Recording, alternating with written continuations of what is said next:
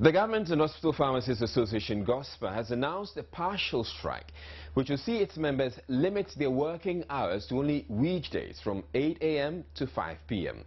The decision to do only normal working hours is to protest what GOSPA says is government's refusal to tackle the grievances of its members. For 3 years now, GOSPA has raised issues that border on its members' grading structure, conversion difference and market premiums.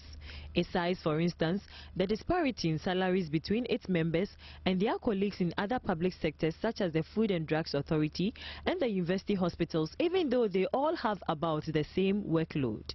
And we've seen some of our own colleagues, pharmacists, working within the public sector who are receiving double or triple what we get. So what it means is that if you find yourself working in the Ministry of Health,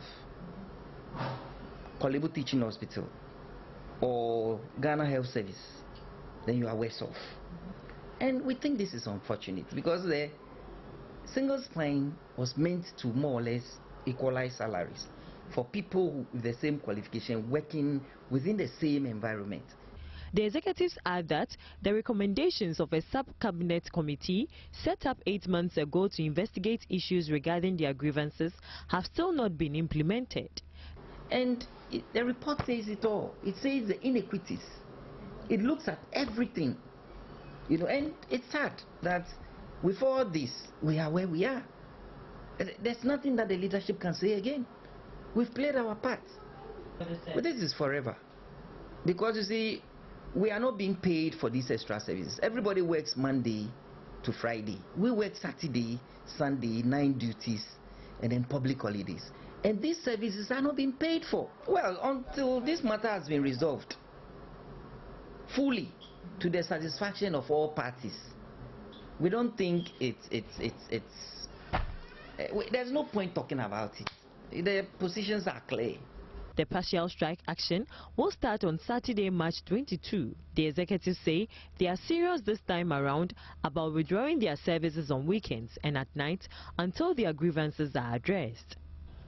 Meanwhile, the Teacher Trainees Association of Ghana is set to embark on a peaceful demonstration on Monday, March 24. The demonstration is to petition government over the delay in releasing feeding grants promised teacher trainees. In 2013, government scrapped the allowances paid to teacher trainees and replaced it with loans and feeding fees for trainees. However, 1 semester after the allowances were scrapped and at the start of another one, trainees are yet to receive the first batch of their feeding fee. You go to almost all the colleges of education and for level 100 students it's virtually empty because students are not on campus. The problem is that students don't have money to pay for their feeding fee. The principals are complaining, teachers are complaining because lectures should have started 3 weeks ago, but lectures will go to the classroom and students will not be available. According to President of the Teacher Trainees Association of Ghana, teacher trainees are not asking for any preferential treatment as most Ghanaians think, but rather want to be treated like other professional students. Sometimes you even look at some of the officials who take allowances, they don't even deserve it. But the only people we keep slashing their allowances and their salary is teachers, and for that matter, teacher trainees. Is it that we don't deserve to get this money so that it will boost our morale? There was a time that I was speaking to one of our members, a teacher trainee from one of the colleges. He told me that, look, Presdo, if they scrap off this amount, we will teach them 4 + 4 is 9. If teachers begin to teach the young chap wrong, what kind of nation are we grooming? After several efforts to get government to pay them the feeding fee yielded no result, the group is set to undertake a demonstration on Monday, March 24 across the country.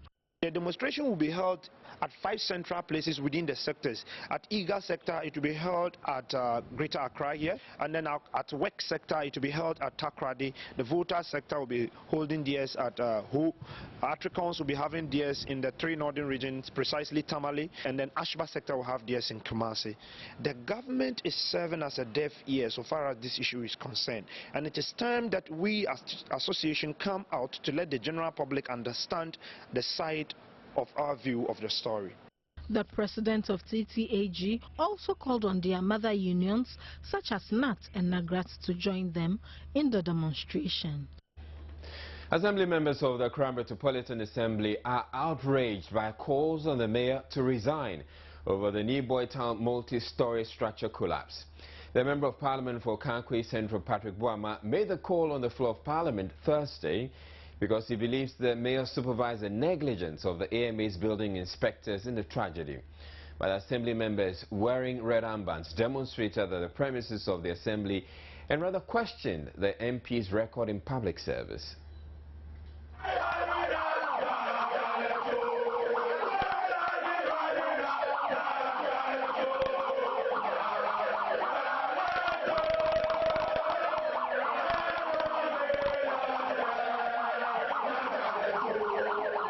The Assembly members called out the Okaikwe Central MP at the demonstration.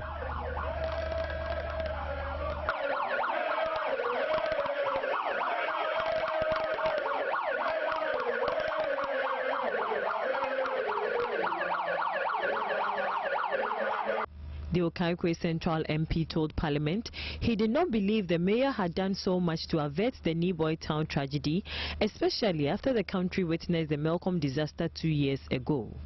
But the Assembly members say the mayor has done extremely well since he assumed office. The programs that we, the members of the Assembly, has lined up is the exact thing that the mayor is following. Everything that the mayor is doing has the approval of the Assembly. It is with the Assembly that has given mayor mandate to go out there and then make sure Accra is fine. Spokesperson for the demonstrating Assembly members, Bright Asa, accused the MP of absenting himself from meetings for the past 2 to 3 years, even though he is a member. We consider the motion moved by Honorable Patrick Boama, who is supposed to be a member of this august assembly by law, to call on the mayor to resign as unfortunate, because he is supposed to be part of this assembly and in helping the assembly to take decisions to protect the buildings and good people of Accra. This he has refused to do. We are therefore saying that the good people of Accra, the assembly members and the traditional authorities and all men and women of good morals will resist any attempt by anybody to call on the mayor to resign. Officials later visited the Makola market to rally support from the market women for the mayor. Patrick Boama is not the first person calling for the resignation of the mayor. The Progressive People's Party earlier this year called for the resignation of the mayor following what they described as the mayor's inability to deal with the sanitation situation in the country. Parliament has adopted 2 reports of its Committee on Mines and Energy, which should clear the way for yet another foray into actual crude prospecting by the GNPC's Exploration and Production Company. The company will explore the shallow water tunnel block offshore along with its parent firm, GNPC, Base Energy and Kamak Energy. It will be the second such venture where the GNPC will have carried interest and additional interest as well as commercial interests, after a similar agreement last year with AGM Petroleum. The House also adopted the agreement between the government, GNPC and Atani International Petroleum Development Company Limited, Ghana, for the Central Tunnel Block offshore. 2010, Kamak Energy Incorporated and Base Energy Ghana Limited submitted a joint application for exploration and production rights over the expanded shallow water tunnel block, which hosts the North and South Tunnel Oil gas fields and West Tunnel Oil discovery. The Minister of Energy, per Article 268 of the Constitution, laid the application and subsequent agreement between the Ministry and the agencies involved to Parliament for approval. The matter was referred to the Committee on Mines and Energy for investigation and report to the House. A similar document involving the GNPC and Atani International was also laid before the House for approval. On Friday, March 21, the committee submitted its report to the House on the 2 agreements which the House subsequently adopted and approved. For the purposes of petroleum exploration, the major entity we are concerned with is the operator. And that is why you often find a lot more information on the operator. The operator has technical responsibility for managing the block.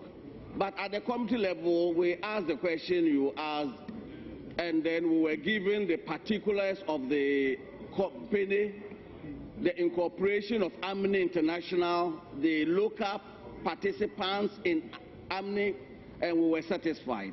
Earlier, the Minister of Roads and Highways, Alhaji Suleimani, was on the floor to respond to questions relating to the rehabilitation of road networks in the Amenfi West, Achim Swedru, Botiano English, Manfro, and the Bandai constituencies.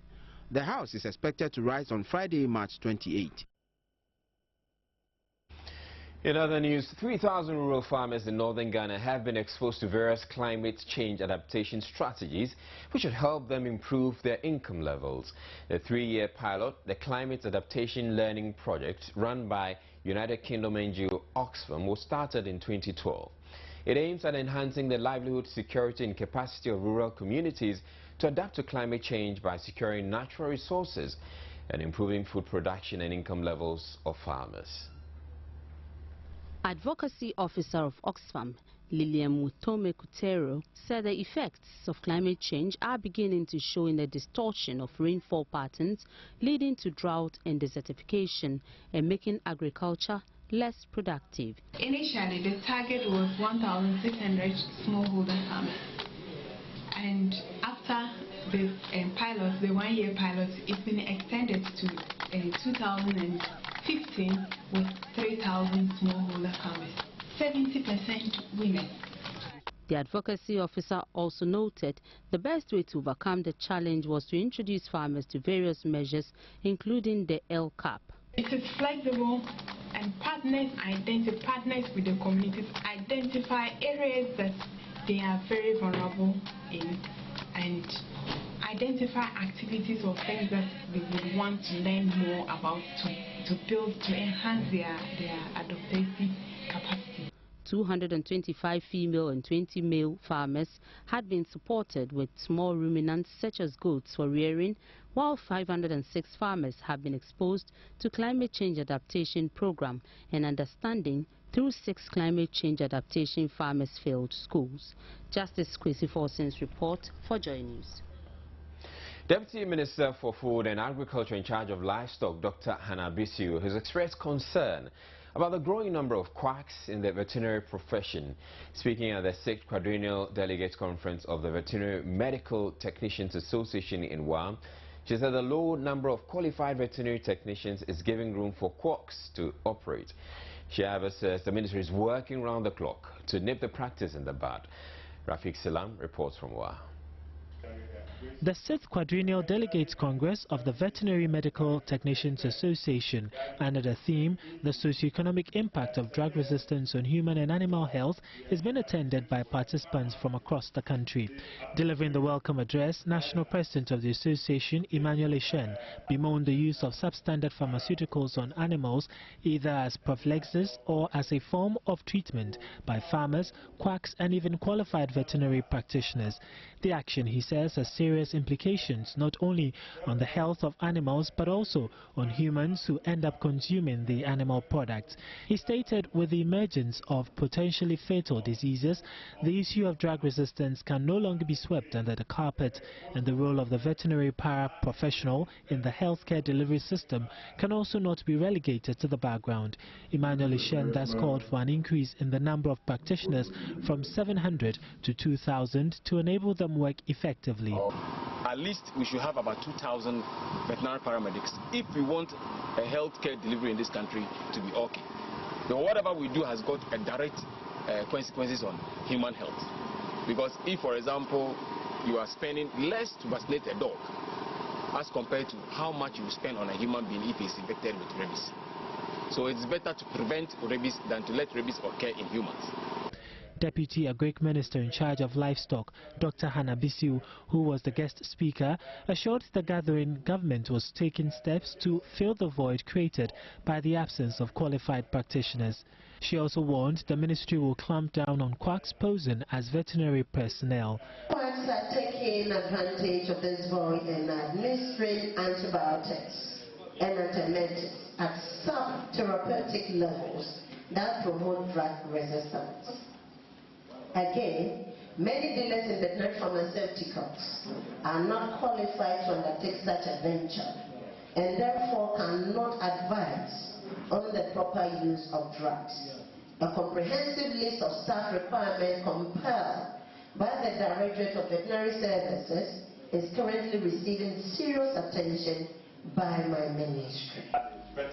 Rafiq Salam's report from WA. There's a primetime news bulletin here on Joynews on Multi TV. Still to come, President Mahama inspects repair works on Accra-Tema Motorway and talks about plans to open it up. We also tell you about some Ghanaian scientists making cooking fuel from just about all the waste products you can think of. And the University of Ghana explained how fecal matter and other waste. Stay tuned. President John Mahama has commissioned new container handling equipment expected to speed up operations at the Tema Harbour. The president indicated that, among others, the equipment will quicken turnaround time and make Ghana's ports the most preferred in the West African sub-region. Gifty Ando-Apia has more. The equipment commissioned include 9 rubber tire gantry cranes, 2 ship-to-shore handling cranes, and a mobile harbour crane. Officials of the investing company Meridian Port Services are of the opinion, beyond quickening cargo handling at the port, it should further improve workplace safety and reduce the cost of doing business there. Mohammed Samara is CEO of MPS. Inadequate and/or underdeveloped transport infrastructure is one of the leading causes of high prices of goods, services, and the cost of doing business. I would like to express that this capacity expansion will bring about massive economic benefits to Ghana and the neighboring countries. The board chairman of MPS, Alhaji Asuma Banda, warned against any form of negligence and called for further expansion of the port. Vessels are serviced faster, truckers spend less time in the port. Many persons have been employed and trained to use this equipment. But if we all do our duty, and if nothing is neglected, we shall prove ourselves once again to achieve another dream of truly making Ghana the gateway of West Africa. I strongly believe that MPS will be interested in building on the success of its partnership with Ghana Port and Harbour Authority to further expand the port and its resources. President Mahama was hopeful with the equipment there will be less pressure on harbours in the country, as well as a reduction in congestion. We still have the brand of being the most peaceful, the most safe, the most secure, and the most stable democracy in West Africa. We therefore provide an enabling environment for business to take place and to thrive. And business can take place and thrive only if we have efficient ports. Further investment that MPS is making will further improve the efficiency of this terminal and ease the congestion in the face of the growing volumes that we are continuing to have to handle here in Tema. He directed the Ghana Ports and Harbours Authority to further partner MPS to embark on what he describes as a dramatic expansion project at the 52-year-old Tema Harbour. This expansion is estimated to cost anything between $600 million and $1 billion. It will dramatically expand the volumes that Tema can handle.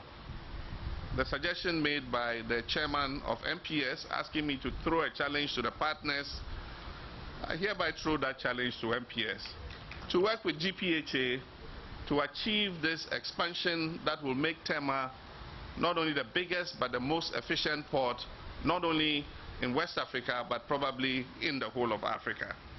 The president and other stakeholders were taken through a demonstration.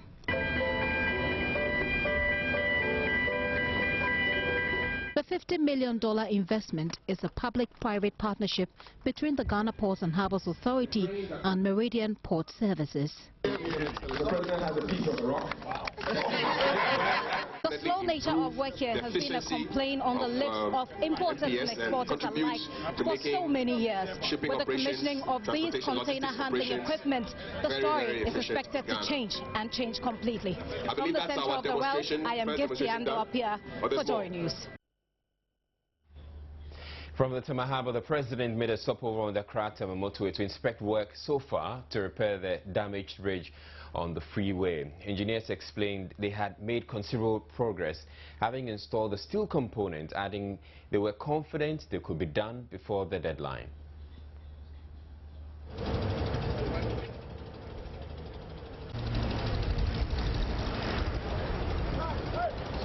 President Mahama had earlier at the Tema Harbour talked about ongoing plans to open up the motorway into 6 lanes. We have a transaction advisor who is studying 6 proposals we have received for the construction of a new 6-lane motorway between here and Accra to expand the volumes that commute between Tema and Accra, especially coming from the Tema port. Government is planning to build a new interchange at the Tema roundabout to remove the bottleneck that we currently face servicing this port. It is very usual in the evening after 4 o'clock to see that the Tema roundabout is completely choked because of the volume of traffic coming from the port. And so a new interchange is being designed, and we're seeking the financing, and that roundabout would be developed into a modern interchange to speed up traffic to and from the ports. Ghana is seeking to garner support to strengthen its efforts in pushing for gender equality as part of its post-2015 agenda. Gender, Social and Protection Minister Nana Iletha indicated that gender issues will be mainstreamed in the country's development agenda to deal with issues relating to gender-based violence. That's quite a number of genders.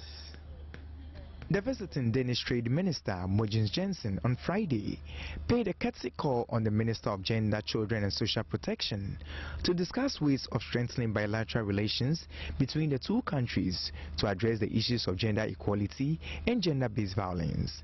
Nana Iletha said the issues of head porters, popularly known as Kayaye, remains high on the ministry's agenda for this year.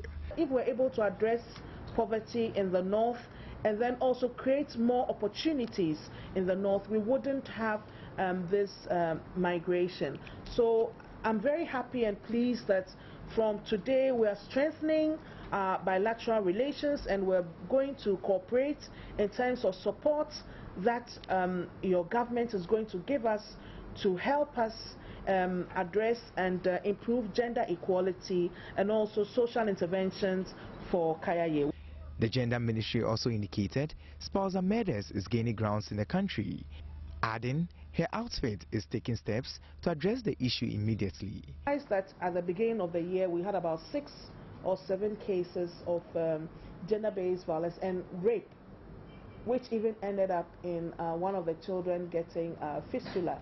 So it's a top priority for us as a ministry, and we need to complement government support by getting some technical and financial support. So for us, this was our agenda for this meeting, to showcase government, to showcase Ghana, and then to showcase our ministry so that we would be able to get the necessary support.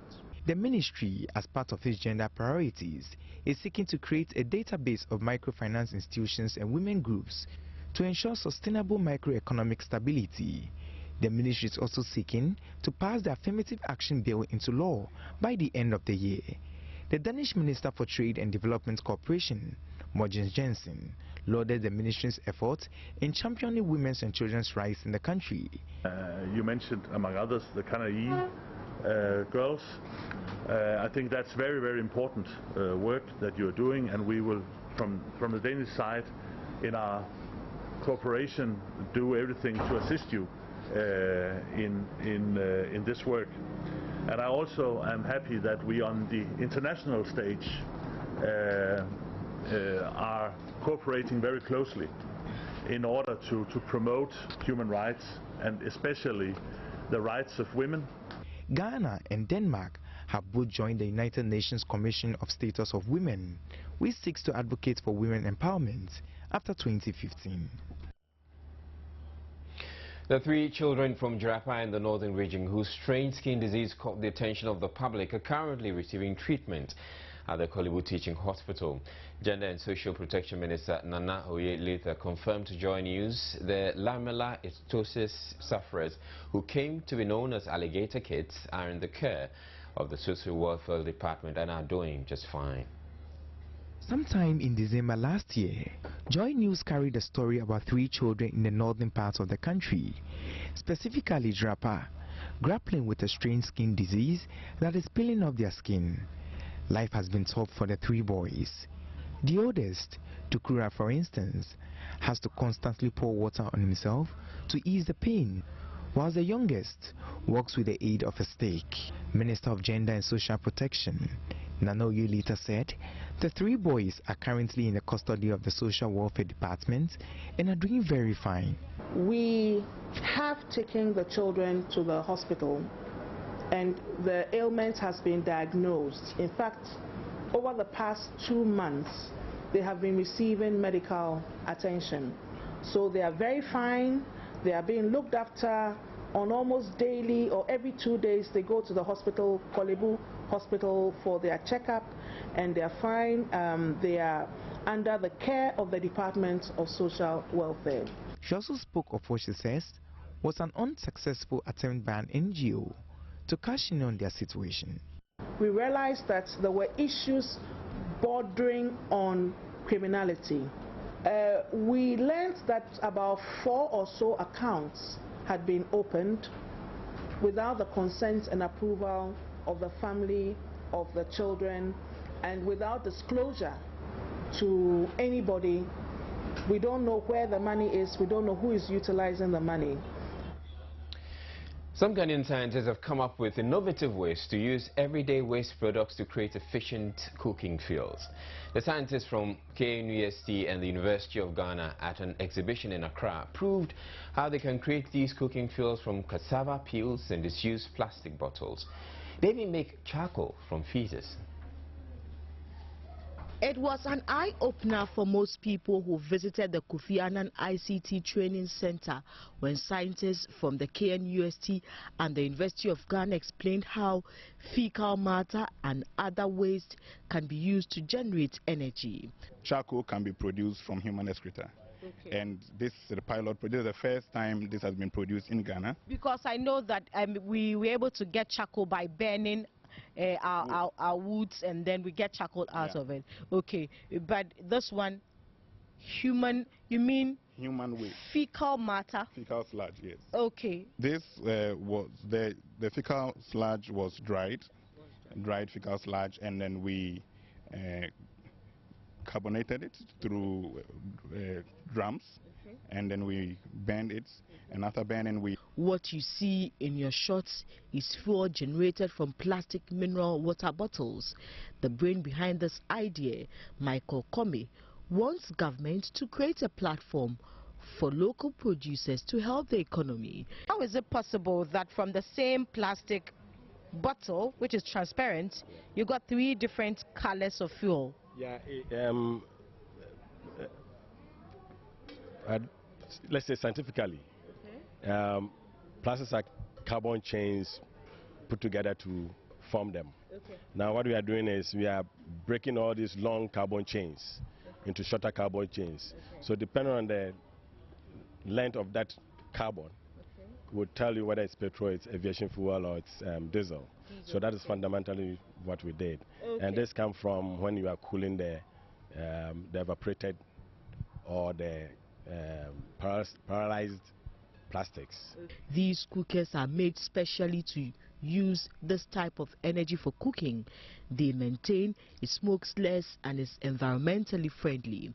The idea creates employment for people in the palm kernel business, plastic mineral water bottle recycling business and all other waste from cassava peels to plantain peels to corn cob, etc.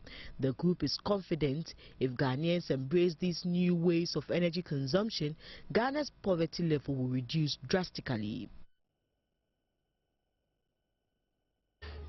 Coming up in business, British Airways, which started operations in Ghana as British Caledonian, is celebrating its 77th anniversary in Ghana with an incredible airfare offer as cheap as $74. There's a catch though. Abigail Adumakwenchi is up next with business.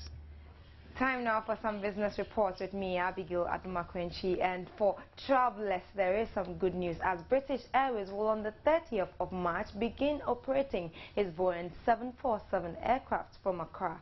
Officials say it will be the largest commercial aircraft yet to be operating out of the Kotoka International Airport. In commemoration of its 77th year in Ghana, the airline is also offering an incredible deal on a return ticket to London, $74. There's a catch though, it goes up by hundreds of dollars once you add the taxes, and it is available for a limited time only. British Airways landed its first commercial aircraft in Ghana in 1937. It has since expanded its operations in Ghana by introducing different aircraft on the route. In 2013, what we did is we went and we increased the amount of flights that we have to 10 a week. Our service is going to continue. We're going to continue investing in Ghana. We're going to continue to bring about fantastic products. We're still offering our first class service, our business class Club World service, as well as our World Traveller and World Traveller Plus. On March 30, 2014, the company will introduce its biggest passenger commercial aircraft yet, the Boeing 747, to Ghana. Passengers who would like to fly on the new aircraft can make their reservations from Monday, March 24 to Sunday, March 30 at a special rate. We're offering the cheapest fare we've ever had out of here. So we're going with the biggest and we're offering the cheapest. From next week, what you'll have is a return flight to London will cost from as little as $74 return. $74 return. That's the cheapest we've ever done. And again, it's a celebration. It's our way of saying thank you to all our customers here in Ghana. The amount is tax exclusive. Some issues happening in the energy sector, of course, plunged into another era of electricity rationing as current power generation falls short of demand. Ghanaians have no option than to live with the blackouts. But that could also mean good news for the businesses that are into providing standby power units. But is that really the case? I was out there finding out. In times of load shedding, such as what we are experiencing currently, one notion is rife in the minds of people: the demand for such plants and generator sets and even chargeable lamps are very high. But is that the case at the moment? I would want to find out from businesses that deal in plants and generators what they are making out of this season. Is the impact so great? Already, the prices for these generators have shot up. A 20 kilowatts generator, which previously cost 570 cedis, is now 630 cedis, while a 25 kilowatt set also cost 650 cedis, up from 590 cedis. But having experienced load shedding in the recent past, dealers say many households have already secured their generators. The first one was it was really severe, and people wanted to buy generators. People were eager to buy generators, so we had a lot of sales. But this time around, I think the table has turned, and I think they have their generators, and moreover they need the bigger ones. But for us, what we have here is the small size for salons, for workshop. There's small enterprises that can consume just little fuel or diesel. For industries and offices, the need for these plants cannot be underestimated, but it does not come cheap. One will need to pay 30,000 cedis and above for a 15 to 20 kVA generator. For dealers, the current load shedding has only called for more servicing, which costs a minimum of 200 cedis. People have started asking for, making inquiries for genset here and there. But the point is that anybody who sets up an office, a factory, whatever it is, will see power as a basic ingredient, so will definitely go in. So in times like this, you don't see so much in terms of people coming to buy. Rather, the impact is felt in terms of service that we render, because you have sets breaking down, and most times the faults are self-inflicted.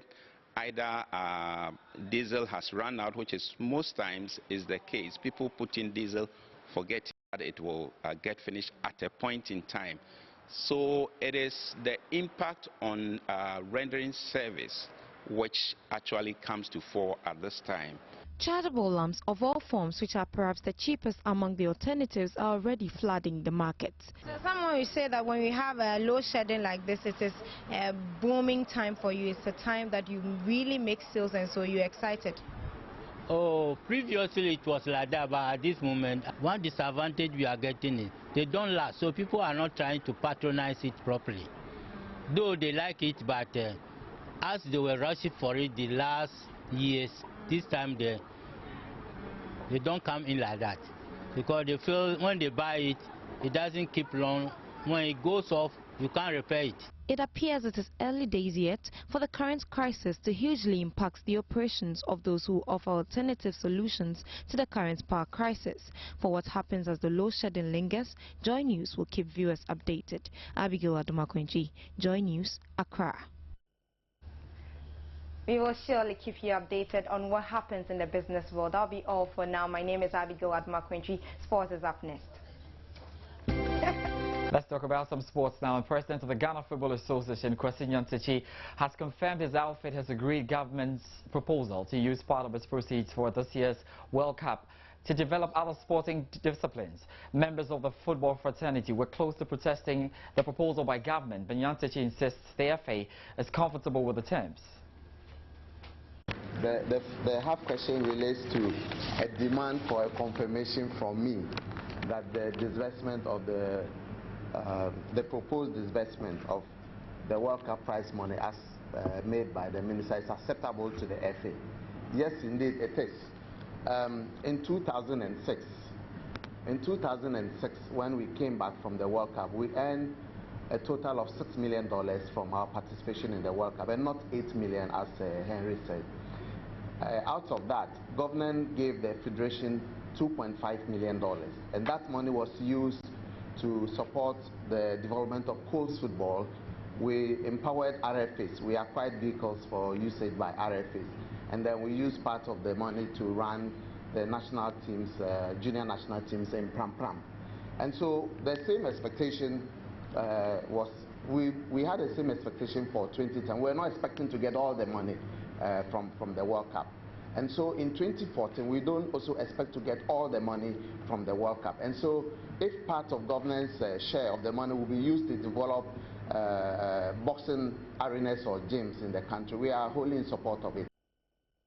Dream Academy has signed a $750,000 partnership agreement with Tullow Oil in Accra. The 3-year deal will see the oil giants parting away with $250,000 per year as part of efforts to increase player intake and expand facilities at the academy. Founder and CEO of the academy, Tom Vernon, says the partnership will further help discover more soccer talents.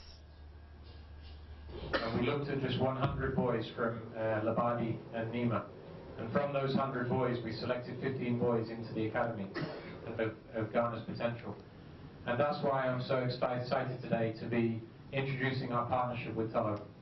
This partnership is about unlocking the phenomenal potential that this country possesses. And today, I believe that we're all only scratching the surface. I think that there's a tremendous momentum across the industry to realize this potential.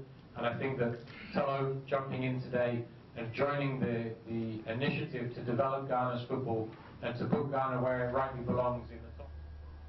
Let's talk about that'll be over sports tonight. My name is George Adi Jr. Have a good night.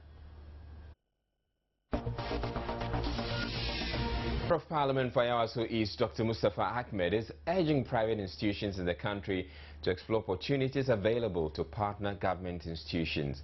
He was speaking during a tour of intelligent card production systems, a joint Ghanaian-Danish venture that is into the production of various security identity cards and tokens.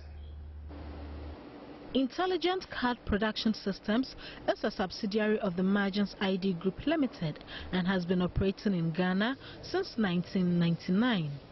It is the largest certified facility for the production of electronic identity cards, banking cards, telephone cards and security printing in Ghana.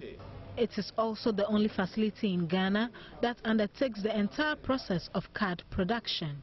This is the future because we think that with this digital platform, governments in Africa can move from services delivered from person to person to services diagnostic on a digital platform, seamlessly delivering efficiency and services faster, quicker, without any human interface and all the necessary issues that affect our lives simply because of human intervention. This will be a thing of the past. Services like passport, driver's license can be issued instantly. Media men from both Ghana and Denmark have been taken on a tour of the facility to acquaint themselves with what goes into card production. The National Health Insurance Authority is one of ICPS's government partners, and production of their cards was underway at the time of the visit. ICPS is positioning itself as a market leader in identification solutions in Ghana and Africa as a whole. Our focus is not only in Ghana, but the entire West Africa sub-region.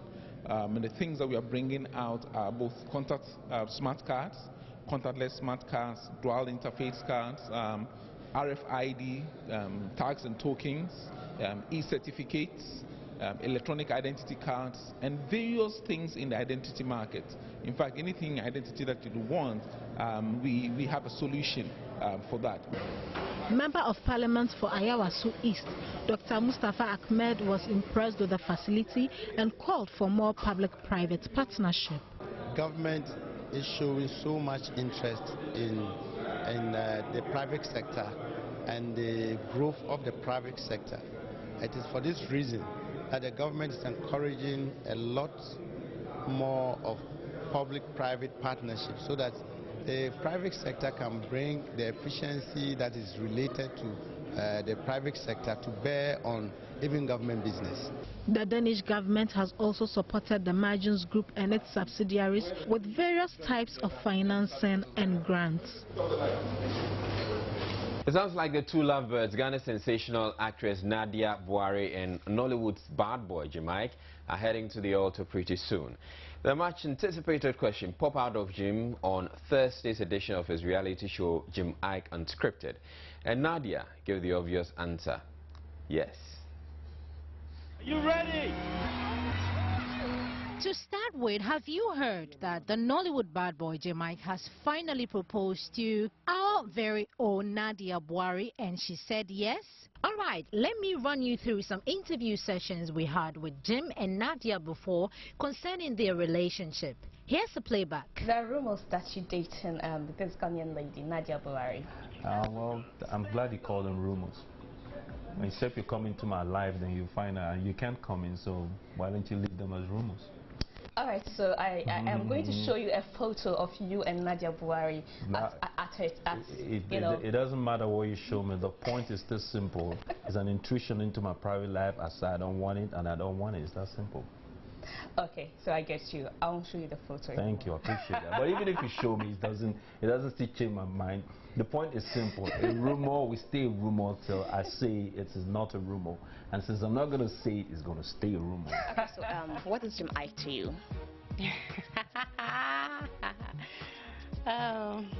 If I could spell the laughter, I probably would right now.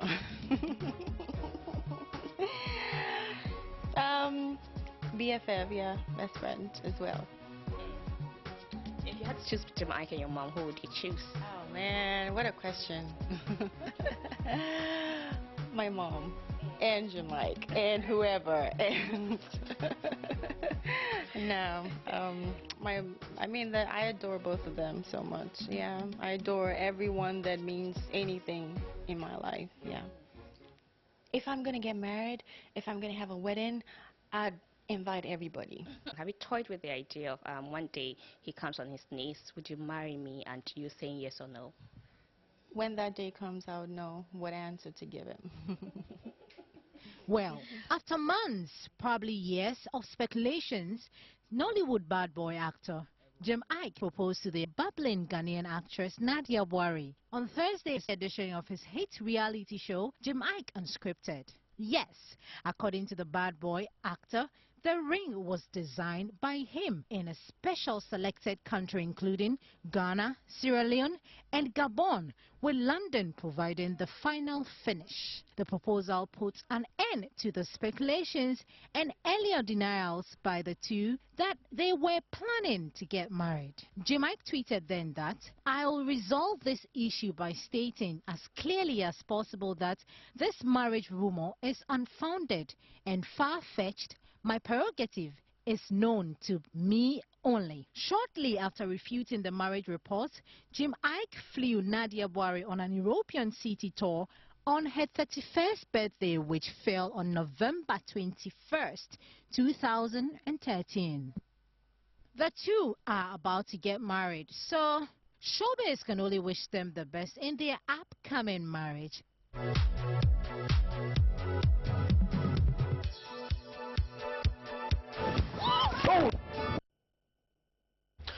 Why do I get the feeling all this is being made up for TV? That's it for Showbiz. She's the first and longest serving female president of the Ghana Journalists Association, a former member of the Council of State and recipient of many local and international awards. She's passionate about prayer and demonstrates this by the regular monthly prayer meetings at the Black Star Square with Aglo International, popularly called Ama Ghana, and a great inspiration for many young women. Her name is Gifty Afinyidadze, our guest on PM Personality Profile this Friday at 9 p.m. In fact, that's after the bulletin on Joynews, only on Multi-TV. That's it for the bulletin. Before we go, the quick run through our top stories. Government and hospital pharmacists have announced the withdrawal of services after 5 p.m. on weekdays and on weekends to protest what they describe as government's failure to resolve their long-standing grievances. Members of the Accra Metropolitan Assembly have protested calls for the resignation of the Accra mayor over recent Niboy town uncompleted building collapse. The Ghana National Petroleum Corporation is to get more active in crude oil exploration as Parliament approved yet another petroleum agreement in which it has commercial interests. President Mahama has commissioned new container cranes at the Tema Harbour, he says, should help make the Tema port the port of preference in West Africa. And 3 boys suffering from strange skin disease at Drapa in the northern region now said to be doing well under the care of the Social Welfare Department. That'll be all for the bulletin. My name is Delali. Have a good evening and a great weekend.